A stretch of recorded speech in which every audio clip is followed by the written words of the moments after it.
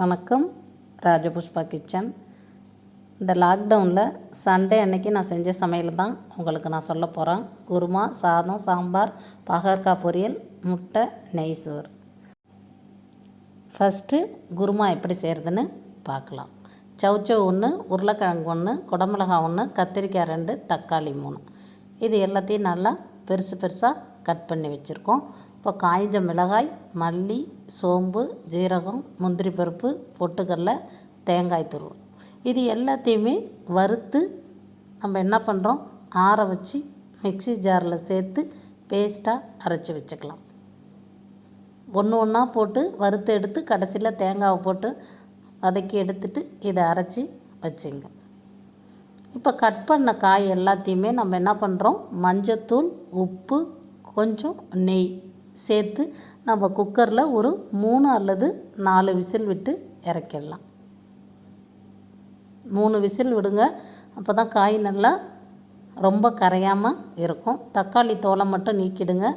அடுத்து ஒரு கடாய் வச்சு பிரியாணி இலை, ஸ்டாரு, பட்டை, கிராம்பு, ஏலக்காய் இது எல்லாத்தையும் சேர்த்து தாளித்து வெங்காயம், இஞ்சி பூண்டு விழுது, கருவேப்பிலை இது எல்லாத்தையும் நல்லா செவக்க வதக்கிங்க.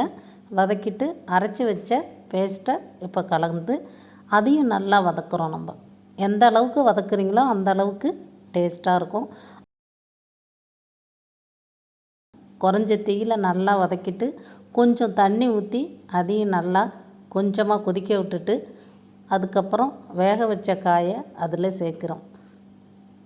வேக வச்ச காயை சேர்த்து தேவையான அளவு தண்ணி ஊற்றி உப்பு சரி பார்த்து நல்லா கொதிக்க விட்டு இறக்க வேண்டியது தான். ரொம்ப சூப்பராக இருக்கும். நெய் சோறுக்கு, ஒயிட் பிரியாணி எல்லாத்துக்குமே இந்த குருமா சூப்பராக இருக்கும். அதுக்கப்புறம் சாதம் கொஞ்சம் வச்சு ஒரு 2 சுண்டு அளவு 2 கப்பு அளவு வேக வச்சு சாதம் எடுத்துக்கலாம்.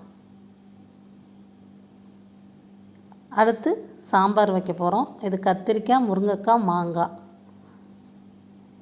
அடுத்தது சாம்பார் தூள், பெருங்காயம், எண்ணெய், உப்பு இது எல்லாத்தையுமே சேர்த்து தேவையான அளவு தண்ணி ஊற்றி நம்ம என்ன பண்ணுறோம், 3 அல்லது 4 விசில் விட்டு இறக்கிடுறோம். தக்காளி தோலை நீக்கிட்டு அதே மாதிரி நம்ம என்ன பண்ணுறோம், நெய் இல்லைன்னா தேங்காய் எண்ணெய் சேர்த்து கடுகு, உளுத்தம் பருப்பு, பெருங்காயம், கருவேப்பிலை தாளித்து அதில் கொட்டி ஒரு 5 நிமிஷம் கொதிக்க விட்டு இறக்கிடலாம். புளி சேர்க்கணுங்கிற நீங்கள் புளிக்கரைசலை முன்னாடியே ஊற்றிக்கலாம். நான் இறக்குறப்போ ஒரு அரை மூடி லெமன் ஜூஸ் ஊற்றி இறக்கிடுவேன். அடுத்தது பாகற்காய் பொரியல். இது எலுமிச்சை சாறும் உப்பு சேர்த்து நல்லா மிதி பாவக்காய், சின்ன பாவக்காய், இதை ஒரு 15 நிமிஷம் அரிஞ்சிட்டு லெமனும் உப்பும் போட்டு நல்லா பெசரி வச்சுட்டா அதுக்கப்புறம் அலசி எடுக்கிறப்போ கொட்டை அப்படியே தனியாக வந்துடும். அந்த பாகற்காயை மஞ்சத்தூளும் கொஞ்சம் உப்பு ஏற்கனவே போட்டிருக்கோம், அதனால் பார்த்துக்கிட்டு கொஞ்சமாக போட்டு வேக வச்சு எடுத்துங்க. அதுக்கப்புறம் கடாயில் எண்ணெய் ஊற்றி கடுகு, உளுத்தம் பருப்பு, கொஞ்சமாக ஒரு வெங்காயம், ஒரு சின்ன வெங்காயம் ஒரு கைப்பிடி அளவு போட்டு நல்லா வதக்கிட்டு வேக வச்சு எடுத்து வச்சுருக்க பாவக்காயை போட்டு முன்னாடியே மஞ்சத்தூள் போட்டதுனால தேவைன்னா இன்னும் கொஞ்சம் போட்டுங்க. மிளகாத்தூள் 1 ஸ்பூனு நல்லா வதக்கிட்டு இறக்குறப்போ ஒரு 1/4 மூடி லெமனை பிழிஞ்சி இறக்க வேண்டியது தான். ரொம்ப சூப்பராக இருக்கும் பாவக்காய். அடுத்தது 5 முட்டையை வேக வச்சு எடுத்துக்கணும். கரெக்டாக 10 நிமிஷம் வேக வச்சு கொஞ்ச நேரம் வச்சு உரிச்சிங்கன்னா அழகாக வரும். அடுத்தது நெய் சோறு. தேவையான அளவு நெய் ஊற்றி பட்டை, கிராம்பு, ஏலக்காய் இது எல்லாம் சேர்த்து நல்லா பொரிஞ்சோன்னே ஒரு கைப்பிடி அளவு சின்ன வெங்காயம் சேர்க்க போகிறோம். 1 ஸ்பூன் அளவு இஞ்சி பூண்டு விழுது. இது எல்லாத்தையும் சேர்த்து நல்லா வதக்கிங்க. இந்த பச்சை வாசனை போகிற அளவுக்கு நல்லா வதக்கி எடுத்துக்கலாம்.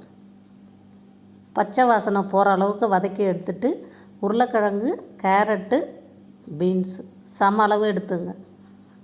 ஒரு பாதி மூடி லெமன் இது எல்லாம் சேர்த்து ஒரு 3 பச்சை மிளகாய் கீரி போட்டிருக்கேன், அதையும் சேர்த்து நல்லா வதக்கிட்டு இப்போது நீங்கள் தண்ணி 3 டம்ளர் அரிசினா 3 3 6 டம்ளர் அளவு கரெக்டாக ஊற்றுங்க.